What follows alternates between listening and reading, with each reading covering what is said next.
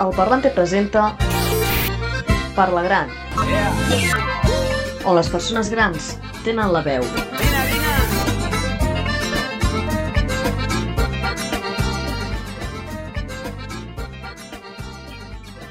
Bueno, bon dia a tots i a totes, benvinguts i benvingudes a Parla Gran. Molt bé, bon dia. Bon dia. Per riure'ns, per informar-nos. Com esteu? Abans de començar, sempre és com esteu avui. Molt bé. ¿Qué tal, Rosa? ¿Cómo has pasado tú estos últimos días? Bien, en casa, como todo el mundo, pero bien, haciéndote la idea de que hay que estar aquí y nada más, y superarlo. Sí. Carmen, ¿cómo te sientes tú? ¿Cómo has pasado estos días? ¿Cómo está la familia? Pues mira, la familia de momento bien, yo pues también, con un pequeño problema que he tenido esta mañana, que se me ha caído un empaste que tenía, pero oye, que como no me molesta, me queda ahí el agujerito, pues también tranquila, o sea que, pero bueno, no deja de ser un poco triste, pero bueno, que no me quiero poner triste, que ya lo arreglaré cuando la cosa vuelva a su normalidad. Y por lo demás, pues ya te digo, como Rosa, pasando los días aquí lo mejor que se puede, entreteniéndome con lo que puedo y, en fin, y rezar mucho para que esto pase ya en un abrir y cerrar de ojos. Antonio, ¿cómo lo vas viendo? Estoy bien, pero es lo único que estoy constipado ya desde el lunes, que si me pongo ropa tengo calor, si me la quito tengo frío, total, que al final estoy constipado, pero bien, por lo demás bien. Sí. Bueno, es que también hacen unos días lluviosos, fríos ahora, ¿no? Le ha dado ahora por ahí. Miquel, ¿cómo estás? Estupendament, com sempre, intentant estar el millor possible i agafar el tema amb humor, que jo crec que és el que ens fa que tirem endavant. No s'ha de ser pessimista, vaja, el meu punt de vista, lògicament. S'ha d'agafar amb humor. Aquestes coses són més el que explica la gent, el que donen a entendre per les televisions i tota la història que el que en realitat passa. Hombre, Miguel, cuidado, Que cada dia està morint molta gent, Sí, però no et diuen que cada any de grip en moren el doble. Sí, no, també, sí. I de càncer, el doble. I no t'estan dient que, per exemple, d'infarts moren el doble. I això ho estan, jo no sé, no acabo d'entendre ben bé què és el que estan programant, sincerament. Ho veig una cosa molt estranya, a part de que sí. Primera, la poca explicació que es va donar al principi, el poc interès que tenien els estats amb que això semblava que era un cachondeo. I després, collins, de cop i volta, escolta, tu, és la panacea de los asesinatos. Però és una pandèmia. Sí, clar, lògicament, però no és pitjor que altres pandèmies que han hagut. No ens recordem de famós èbola, per exemple. Si parlem de l'èbola, escolta, teníem que morir tots, si no va quedar ningú. La fiebre de la gallina asiàtica, aquello com es digués, otro tanto que nos teníamos que morir tots, escolta. I així successivament, cada any, no n'hi ha un any que no ens surti una o altra. Aquesta que s'ha escapat, que ha sigut pitjor, d'acord, que sí que és veritat i la gent està morint i n'hi ha molta gent que està, però jo crec que n'hi ha més pa que formatge, sincerament. Crec que n'hi ha més pa que formatge i que ens estan fent pensar que sí, veritablement, mira, tots a casa, doncs tots a casa. Els que estem jubilats i tenim una pensió, no n'hi ha problema. No, nosaltres estalviarem. Jo estalviaré perquè no compro. Però que estalviarem a casa, no comprem, jo surto a comprar, que som molt compradora. O sigui que mira... Jo et vaig a dir una cosa.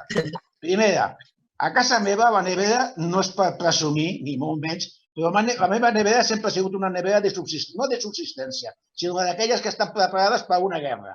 El congelador sempre està a tope, a tota l'època de l'any. No fa falta que sigui aquesta època de l'any, tota l'època de l'any. Ara, el pa sí, el pa no menjo dur, i el pa el vaig a buscar cada 2 dies. És únic. Jo el congelo i després surt al congelador i està perfecte, està igual de bo. Vols arròs? Tinc arròs. Vols pasta? Tinc pasta.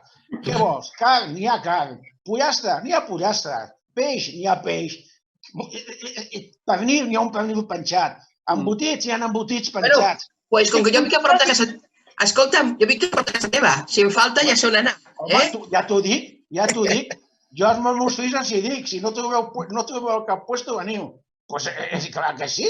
Si és que està sortit. Jo no em queixo mai. Per això no dic que això de menjar, per mi és negatiu. I no és que no mengi, que soc un tipa.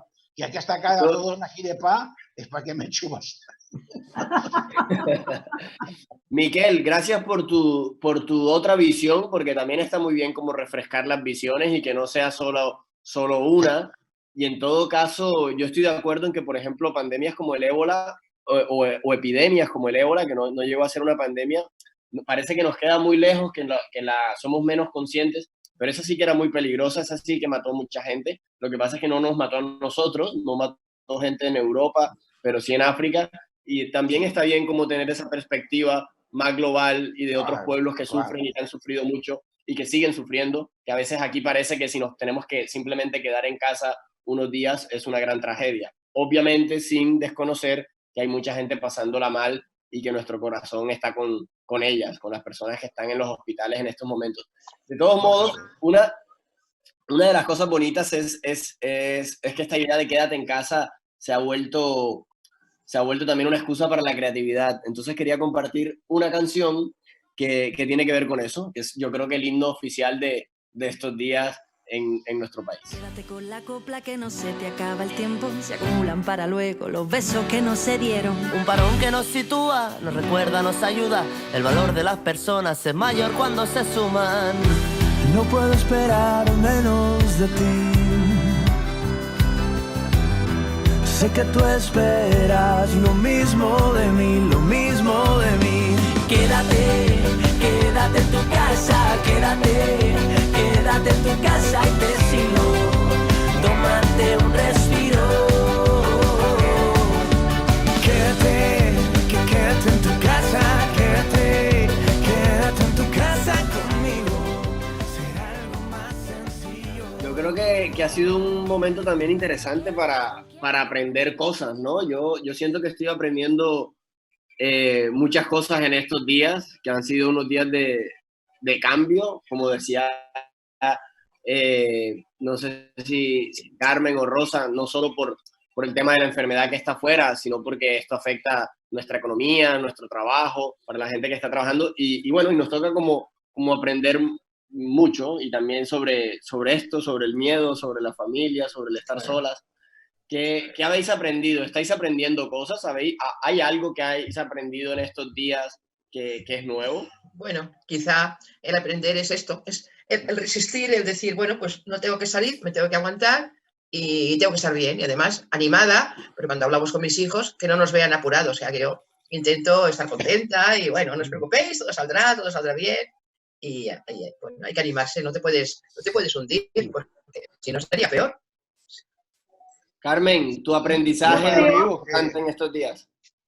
Sí, yo creo que, bueno, el estar aquí sin poder salir sí que es duro, pero como tenemos estas tecnologías que afortunadamente te conectas en el WhatsApp y las vas viendo a la familia, lo peor para mí hubiese sido quedarme aquí aislada totalmente sin poder, bueno, que sea así, que hablar un poco por teléfono, pero bueno, el no verlos, el no hablar así en vivo y en directo, pues sí que me hubiese preocupado muchísimo más, pero yo ahora por lo que dice Rosa, con mucha resignación y pienso, pues bueno, es lo que nos ha tocado vivir y aprender, pues he aprendido, pues ¿qué quieres que te diga? Tener un poco más de paciencia y un poco más de...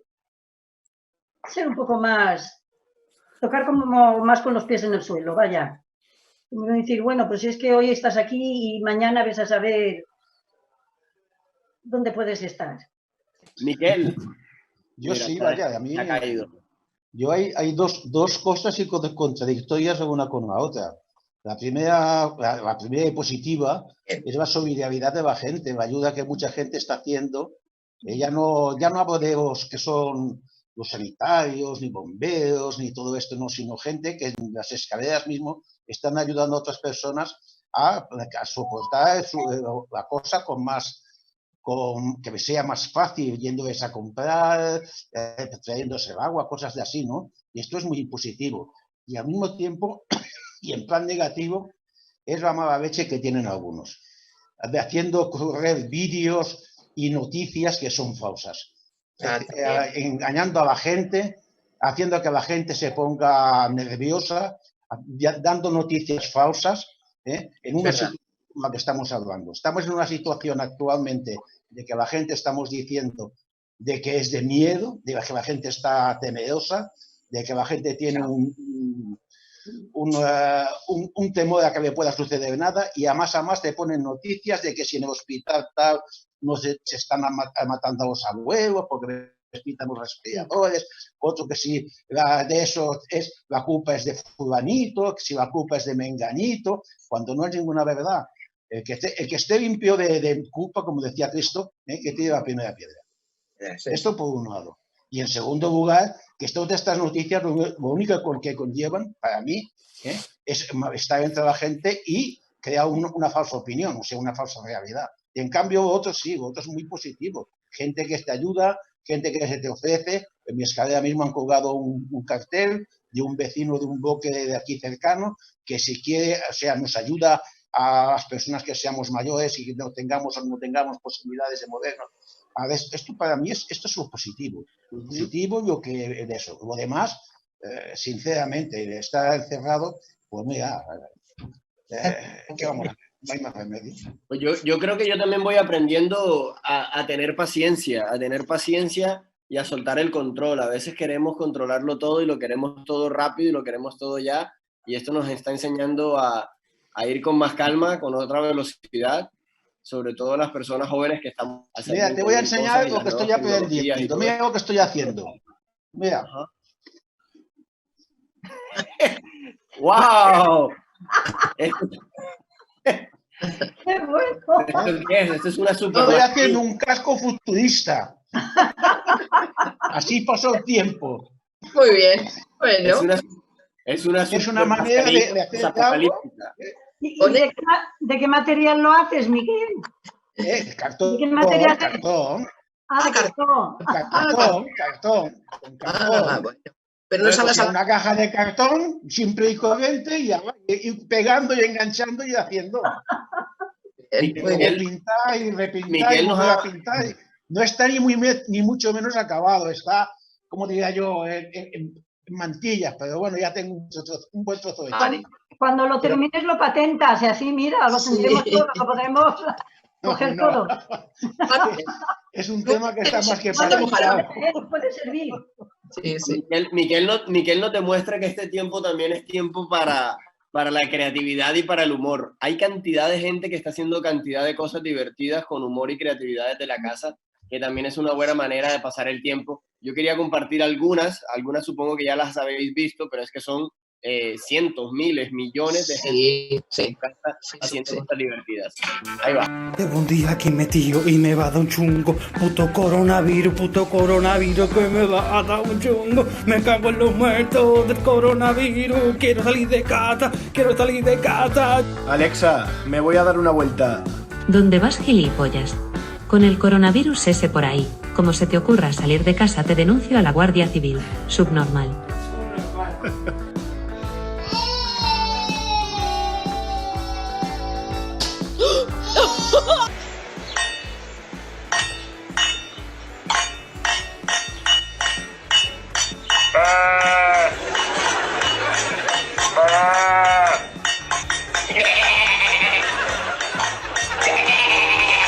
Thank you for coming, chin chin, chin chin, chin chin. Thank you, chin chin guys, chin chin, chin chin, chin chin. Me aburro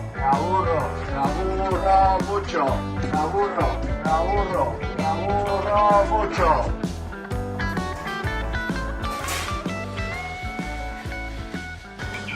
En fin, hay de todo para reírnos con todos los vídeos que se comparten en la red. Sí.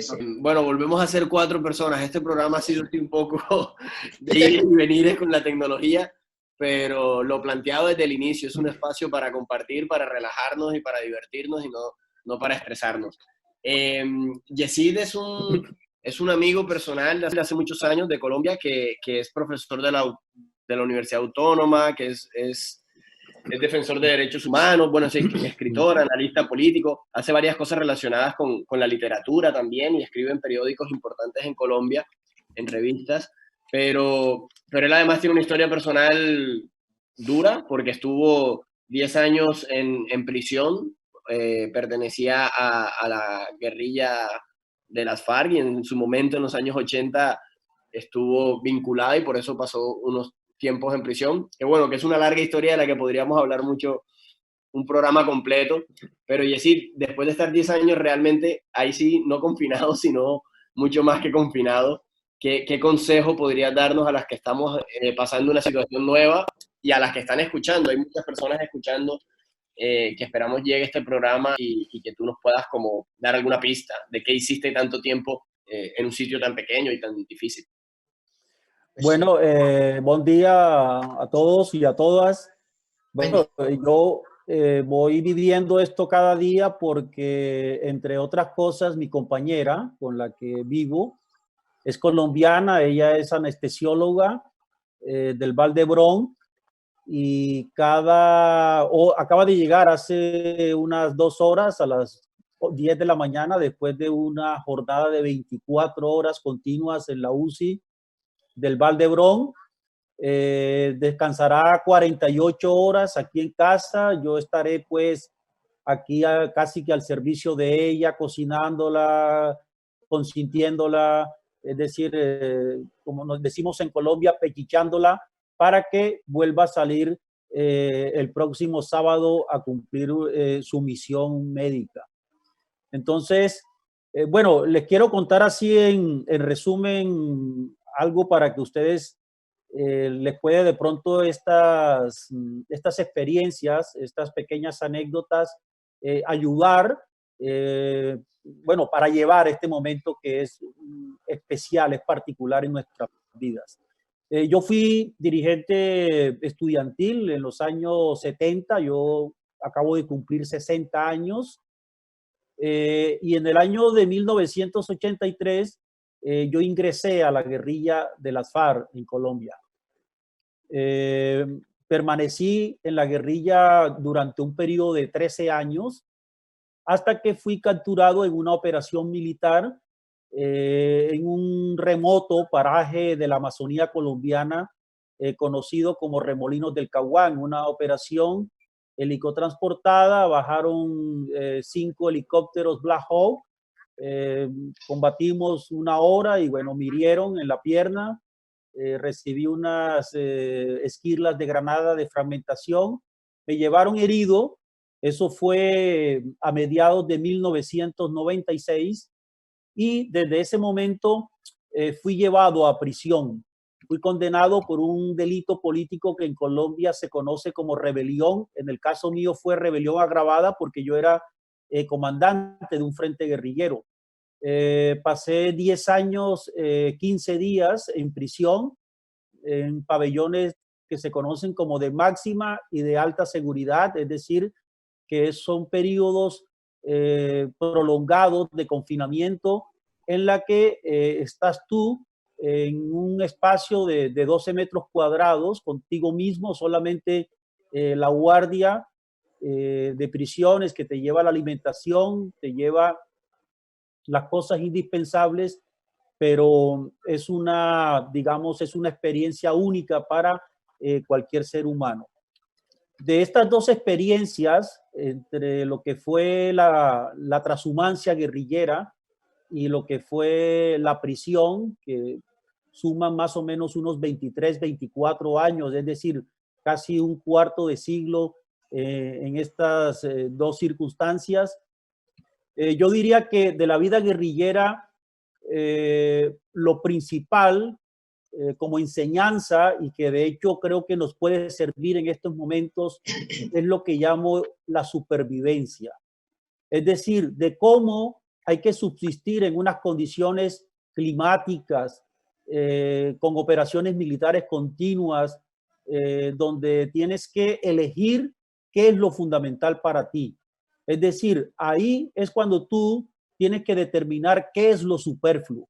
En este caso, yo quiero ser un poquito más explicativo. Por ejemplo, en un morral de campaña para un combatiente, lo más importante es tener una navaja multiusos que sea indispensable para resolver muchos problemas, las conservas, los alimentos básicos, un radio pequeño transistor con baterías de repuesto para mantener algún tipo de contacto, de informarte un poco de lo que está sucediendo lejos de la montaña, lejos de la selva, y descartar todo aquello que no te sirve. Es decir, nosotros en ese momento éramos como una especie de caracoles que llevábamos nuestra casa a cuestas, porque éramos móviles, éramos nómadas, no teníamos un lugar de habitación permanente, sino que hoy podíamos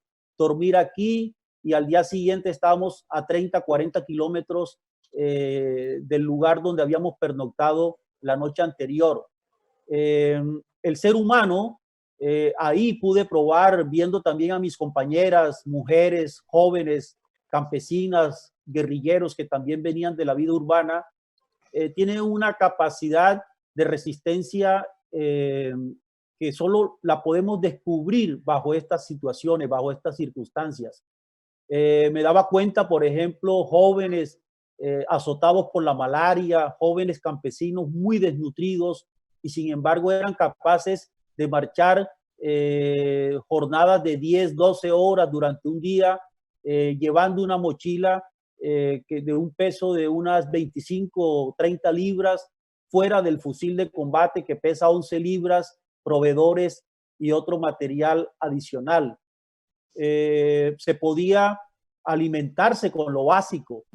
Por eso ahora, cuando se preveía una situación de confinamiento, me acordé de ese momento y yo le dije a mi compañera, a Viviana, le dije, mira, aquí vamos a aprovisionarnos de lo indispensable. ¿Y qué es lo indispensable? Para mí lo indispensable en primero era la sal y el dulce, es decir, la sal y el azúcar. Segundo, aceite. Tercero, cacao. Cuarto, leche en polvo. Quinto, enlatados, cereales y productos duraderos, fósforos y velas. Eso era lo que yo en principio adquirí en el supermercado de una, digamos, de una manera racional, porque sabía que con eso podíamos nosotros sostenernos aquí en confinamiento los días que fueran necesarios. El culo no lo podíamos lavar con agua, por esa razón no nos apresuramos a comprar esas cantidades de rollo de papel higiénico. Entonces, digamos, en estos momentos nos damos cuenta en casa de qué nos sirve tener 30, 40 pares de zapatos, de qué nos sirve tener 10, 15 abrigos, de qué nos sirve tener tantos jerseys, cuando hoy día realmente estamos utilizando apenas lo necesario para estar en nuestras casas. Entonces, creo que esa es como la parte más relevante de lo que son los tiempos de la supervivencia. Ahora, la prisión me enseñó fue otra cosa, me enseñó a educar la voluntad. Cuando yo hablo de educar la voluntad, quiero decir de que cuando uno está encerrado en un calabozo, en este caso, digamos, yo estuve en situación de aislamiento 4 años, los últimos 4 años, porque el gobierno colombiano, un gobierno de extrema derecha, recrudeció las medidas contra los prisioneros políticos, contra los opositores, y por tanto, para evitar que nos juntáramos los prisioneros políticos, que nos pudiéramos organizar, incluso que pudiéramos protestar dentro de las cárceles, entonces a los que teníamos cierto liderazgo nos sometieron a lo que se conoce el régimen de aislamiento, pabellones de atención especial, se les conocen como PAE, donde cada persona está dentro de una celda, ahí tiene el inodoro, podríamos decir, que es de acero, compacto, donde no hay un tanque, el tanque está externo. La luz, el fluido eléctrico te lo manejan desde afuera, el agua te lo manejan desde afuera. Es decir, te racionalizan el agua y te racionalizan la luz. Por tanto, tú tienes que adaptarte a esos racionamientos que si por mala suerte tienes un comandante de guardia que te lleva la mala, por supuesto, esa es una manera de ejercer un tipo de tortura gradual sin necesidad de apalearte, solamente manejando la luz, manejando el agua. En este caso, yo trataba de organizar una rutina cada día. Por ejemplo, yo de lunes a viernes hacía un periodo de ejercicio de unos 45, una hora cada día. Claro, la pregunta es, ¿para qué te pones a hacer ejercicio si estás encerrado, que no sabes exactamente cuándo vas a recobrar la libertad? Y una cosa es hacer ejercicio al aire libre o en un gimnasio donde hay música, donde hay instructores, donde hay máquinas, donde hay un ambiente muy relajado. Y otra cosa es hacer una sesión de ejercicios en un cuadro muy estrecho, muy pequeño.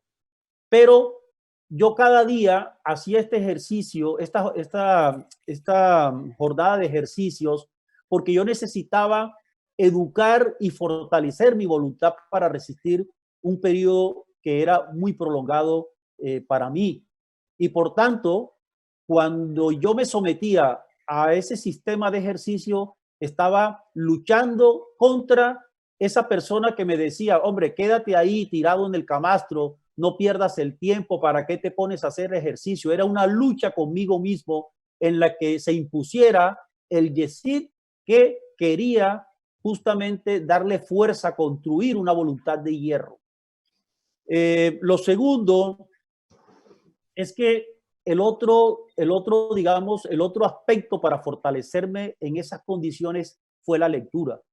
Yo, claro, la guardia solamente me permitía tener 5 libros a la vez, pero conté con el apoyo y la solidaridad de comités de presos políticos y mi propia familia, que cada 3 meses me enviaban una caja de libros. Yo podía, en esa época, leer un libro cada día, porque mi rutina se basaba en hacer ejercicio 1 hora, leer y escribir, porque ahí fue donde también se despertó algo que probablemente muchos tenemos, pero solamente lo descubrimos en condiciones extremas, y era que yo podía escribir, que yo podía contar todo lo que habían sido las vicisitudes de mi vida desde el momento en que abracé la lucha revolucionaria.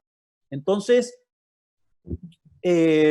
para mí leer era la vía de escape. Es decir, yo, por ejemplo, podía, yo recuerdo cuando volví a Europa, yo había estado en Europa antes, pero cuando volví, yo podía casi que tener una idea de lo que era la ciudad de Barcelona, porque había leído a Ruiz Zafón en sus libros sobre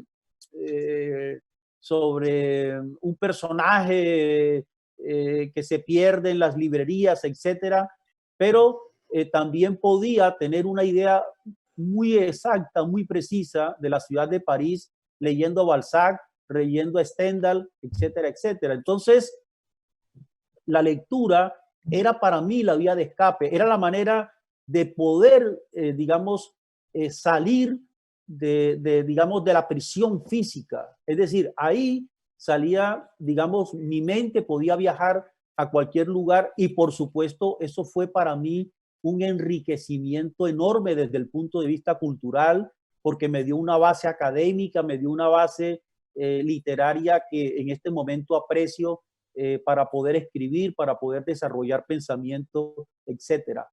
Y un tercer aspecto tiene que ver con no perder la estima. Hay un libro que yo recomiendo muchas veces en estas circunstancias. Es un libro que, bueno, casi todos en algún momento lo conocimos cuando éramos niños o jóvenes. que se ha reproducido también en el cine, y es Robinson Crusoe, de Daniel Defoe. Daniel Defoe, de hecho, también él escribió un libro que se llama Diario del Año de la Peste, que cuenta la peste que azotó a Inglaterra más o menos en el año 1660 y pico aproximadamente, y que se llevó a muchísima gente por delante. Robinson Crusoe, cuando se produce el naufragio, cuando él llega a esa isla solo, es una isla donde no hay absolutamente nadie, él logra, digamos, una parte del barco, digamos, no termina de hundirse, y él logra recuperar algunos materiales como vestidos, algo de ollas, etcétera, y él forma como una especie de pequeño campamento donde se estabiliza, donde hay agua. Pero Robinson Crusoe cada día se aseaba, cada día, en un lugar donde no lo estaba viendo nadie. Y él duró casi más de 5 años donde no vio a nadie, y solo después apareció un indígena nativo, pero eso fue muchísimos años después. Y él estuvo 27 años en esa isla. Entonces, él cada día hacía una especie de ceremonial para comer.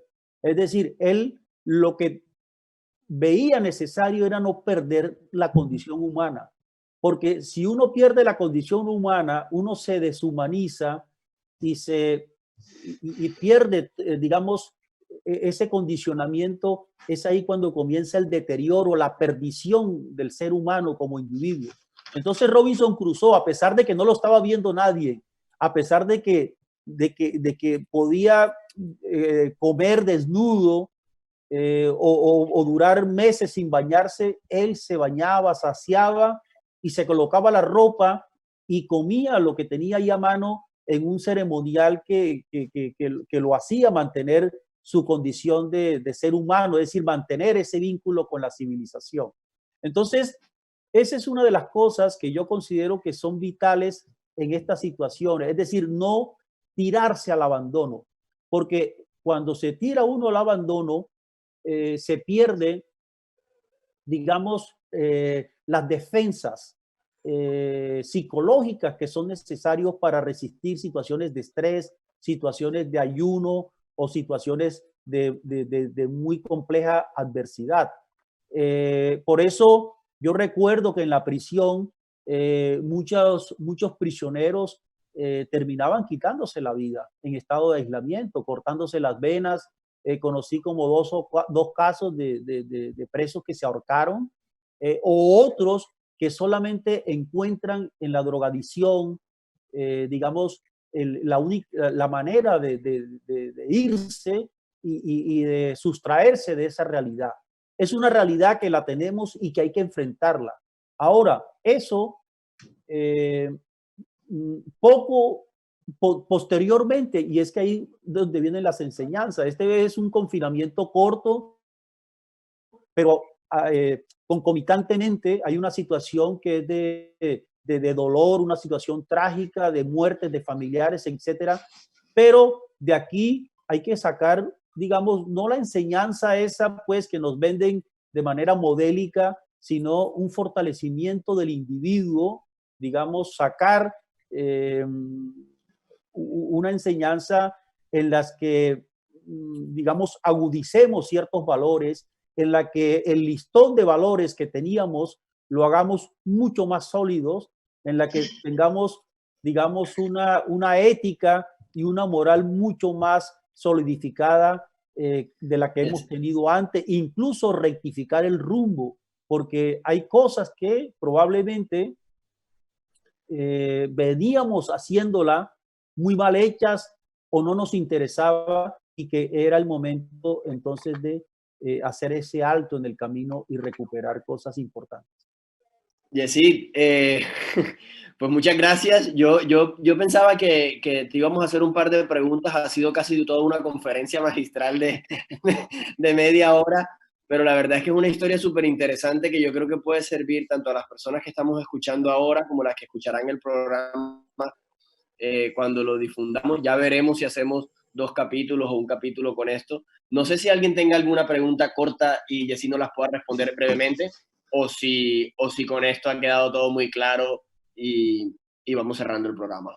Mi pregunta es sobre lo de la condición humana, porque sus verdugos o sus maltratadores también son humanos y supongo que también se lavaban y también, entonces, ¿quiénes son los buenos? Porque el ser humano no quiere decir que sea bueno, o sea, hay de todo. Sí, justo yo escribí un libro en la prisión que era como la recreación, era una novela no ficción, una novela reportaje relacionada con la muerte de un prisionero luego de haber recibido una paliza. Era un delincuente común, no era ni siquiera un preso político. Pues claro, yo lo que hice fue una ambientación de lo que era la cárcel.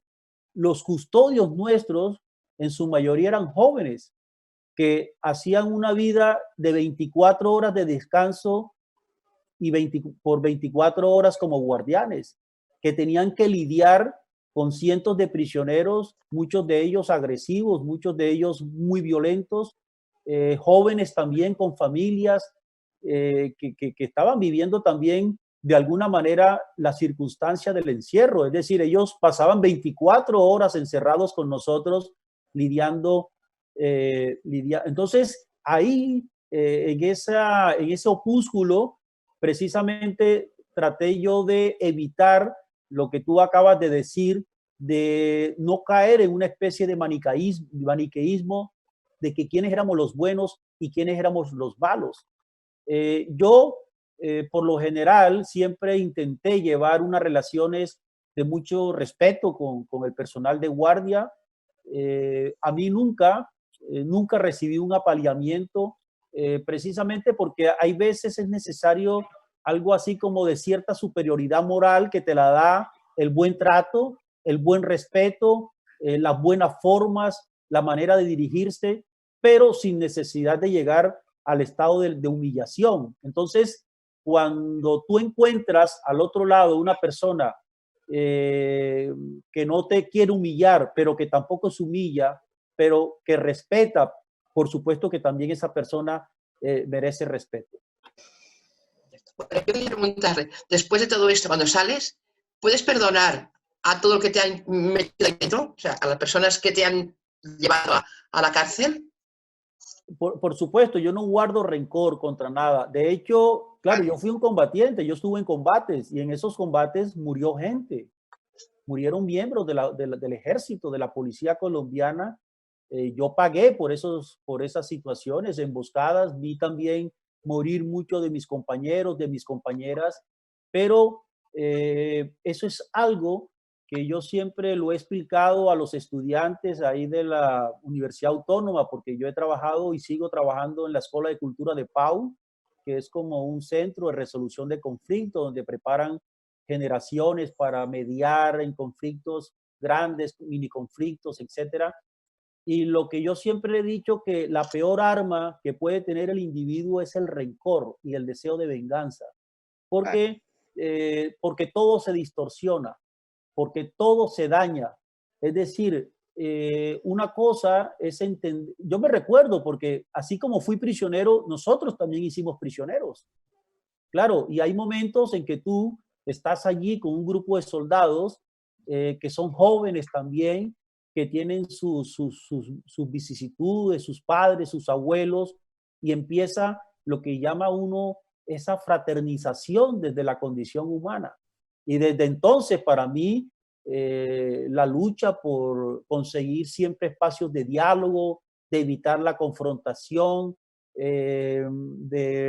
digamos, de persuadir para que la guerra y la violencia no sean los instrumentos para cambiar o para forzar algún tipo de cambios, son indispensables. De la situación del por qué has estado preso, me imagino, he podido oír un poquito que es por temas políticos. ¿Es así? Sí, es correcto. Yo fui militante de izquierda. Bueno, yo sigo siendo una persona de izquierda, pero ya, digamos, sin necesidad de utilizar, digamos, las armas o la violencia.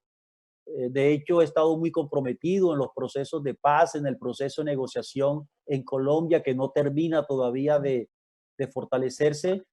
Claro, yo fui un joven estudiante, yo estudiaba leyes, estudiaba sociología, y en los años 70, cuando hubo la revolución sandinista, toda esta revolución salvadoreña, las dictaduras del Cono Sur, en América Latina había como, digamos, una opinión mayoritaria, sobre todo en la juventud, de que la única manera de lograr cambios en las condiciones de inequidad en América Latina era por la lucha guerrillera. Estábamos inspirados en el Che Guevara, la figura del sacerdote Camilo Torres, el colombiano que también murió buscando pues en la lucha armada mecanismos de cambio. Y bueno, así fue donde acabé prisionero, y bueno, fueron como capítulos de mi vida que me dieron muchas enseñanzas, que me hicieron descubrir también una realidad, porque claro, yo era un joven de clase media con mis padres, con mis hermanos también profesionales, pero la lucha guerrillera me llevó a algo así como podríamos decir en España o en Cataluña, la Cataluña profunda o la España vacía, zonas rurales, donde, digamos, se vive de otra manera, donde se piensa sobre lo básico, y esto me permitió también a mí conocer a un país que de otra manera no hubiera podido conocer de primera mano.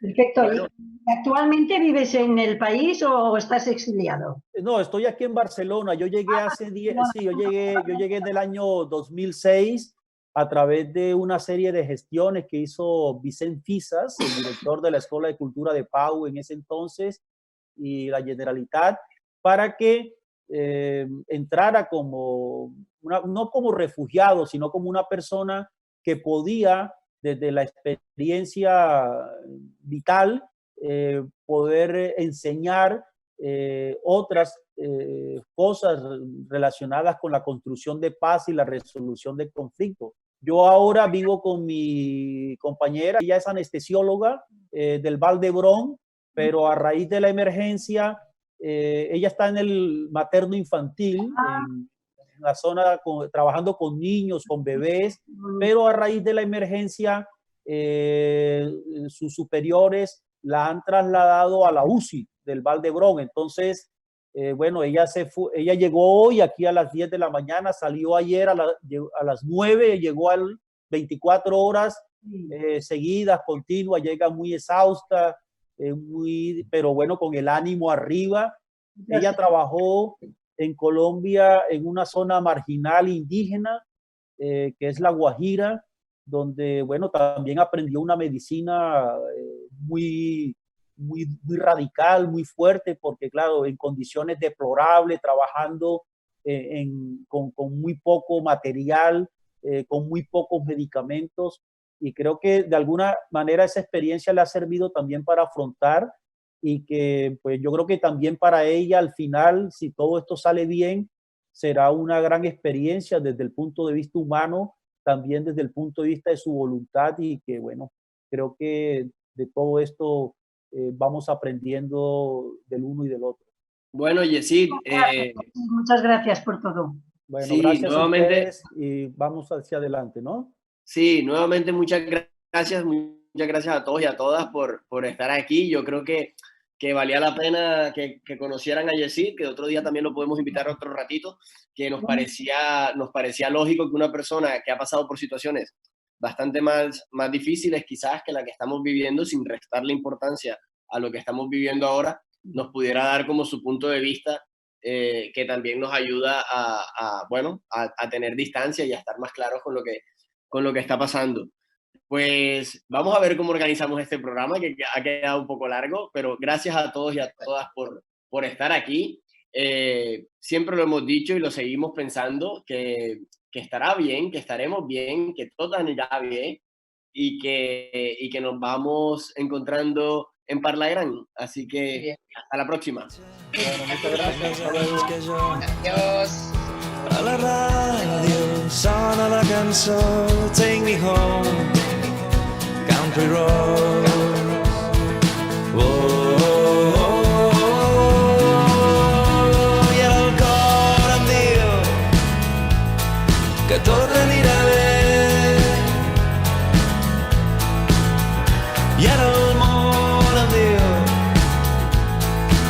para mirar